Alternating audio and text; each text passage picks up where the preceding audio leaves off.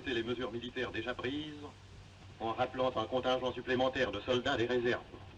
Il concerne les hommes dont le fascicule de mobilisation porte en surcharge, dans le coin supérieur gauche, les chiffres 3 ou 4. Et mon fils est déjà au front depuis la semaine dernière. C'est payé, ça? Tes outils, oui, c'est payé. Non, ben, je dis ça parce qu'il n'y a pas de papier. Et puis, dans l'émotion de cette nouvelle... Oui, mais l'émotion, ça fait pas des voleurs, ça. Oh, excuse-moi, Pascal, qu'est-ce que tu veux? Je suis troublé, alors ça me fait déparler. Ah oui, mais ces outils, ils sont bons, mais je crois pas m'en servir beaucoup, parce que dans mon livre militaire, j'ai le fascicule 7. Alors, je rejoins immédiatement et sans délai. Alors, tu prends un train de 8 heures, comme moi. Eh oui, à 8 heures juste, on ne sera pas seul. Tu es dans l'infanterie? Non, je suis dans le génie, moi. Sapeur pionnier. Je suis sergent. Ah. Tu as des galons? Ah, pardi, j'ai un galon doré. Comme un officier? Ah oui, mais seulement, il est un peu penché. Ah, mais tu dois être beau, tout habillé avec le képi, hein? Ah, ça me va pas mal, ça. D'ailleurs, je vais le mettre pour partir. Parce qu'au mois de mars dernier, quand je croyais qu'on allait m'appeler, je me suis fait arranger la tenue. Parce qu'on me la rembourse en arrivant à la caserne, oui. Alors, tu te fais faire la tenue que tu veux, et puis on te la rembourse, on te la paie en arrivant? Non, je me la fais faire, mais pas comme je veux. C'est pas une redingote que je me fais faire, c'est une tenue réglementaire de sergent. Enfin, voyons. Oh, Garcin, quel numéro tu as, toi? Comme toi, mon vieux, le 7. Et quelle classe tu es? Classe 17. Classe 17, moi je suis de la classe 30, et il pareil que moi. Non, écoutez, mais qu'est-ce que ça veut dire? Moi, je comprends rien. Mais écoute, il n'y a rien à comprendre. Il n'y a qu'une chose qui est claire. On a besoin de vous. Allez-y et faites ce qu'on vous dira. C'est très bien parlé, ça, monsieur Mazel. Tu as fait la dernière guerre, toi, hein? Oh, oui. Et moi aussi. Mais celle-là, qui sait ce que ça va être? Oui. Qui sait? Au revoir, monsieur Mazel. Au revoir, Pascal.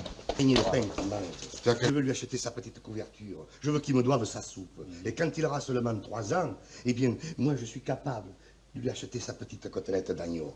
Monsieur Mazel, je vous ai dit que votre puits avait 25 mètres.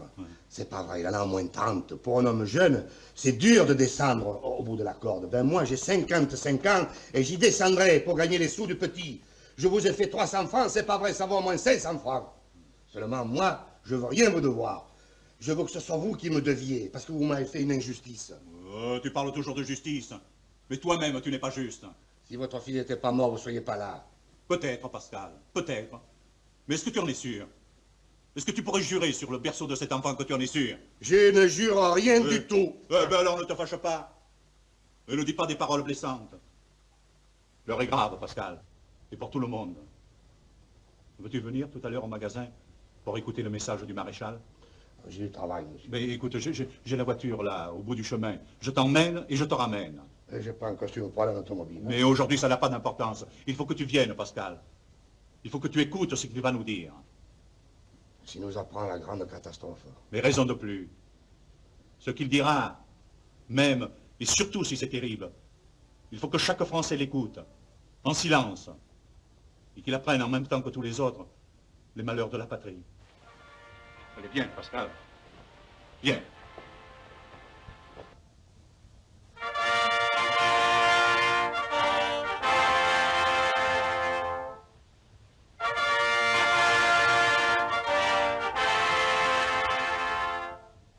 Radiodiffusion nationale de l'État français.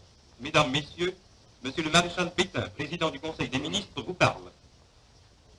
Français, à l'appel de Monsieur le Président de la République, j'assume à partir d'aujourd'hui la direction du gouvernement de la France. Sûr de l'affection de notre admirable armée qui lutte avec un héroïsme digne de ses longues traditions militaires contre un ennemi supérieur en nombre et en armes. Sûr que par sa magnifique résistance, elle a rempli nos devoirs vis-à-vis de nos alliés. Sûr de l'appui des anciens combattants que j'ai eu la fierté de commander. Sûr de la confiance du peuple tout entier. Je fais à la France le don de ma personne pour atténuer son malheur. En ces heures douloureuses, je pense aux malheureux réfugiés qui, dans un dénuement extrême, sillonnent nos routes. Je leur exprime ma compassion et ma sollicitude. C'est le cœur serré que je vous dise aujourd'hui qu'il faut cesser le combat. Je me suis adressé cette nuit à l'adversaire pour lui demander s'il est prêt à rechercher avec moi, entre soldats, après la lutte et dans l'honneur, les moyens de mettre un terme aux hostilités. Que tous les Français se groupent autour du gouvernement que je préside pendant ces dures épreuves et fassent taire leur angoisse pour n'obéir qu'à leur foi dans le destin de la patrie.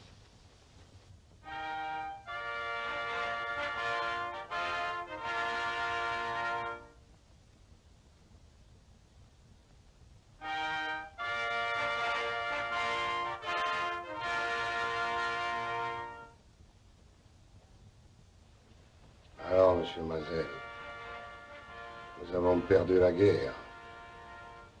Je ne sais pas, Pascal. Je ne comprends pas.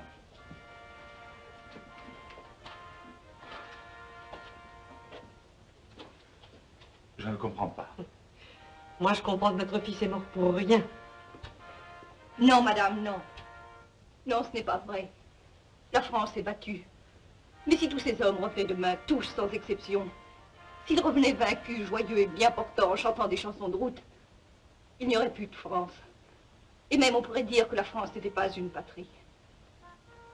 Ils n'ont pas sauvé la France, mais ils l'ont prouvé. Les morts des batailles perdues sont la raison de vivre des vaincus.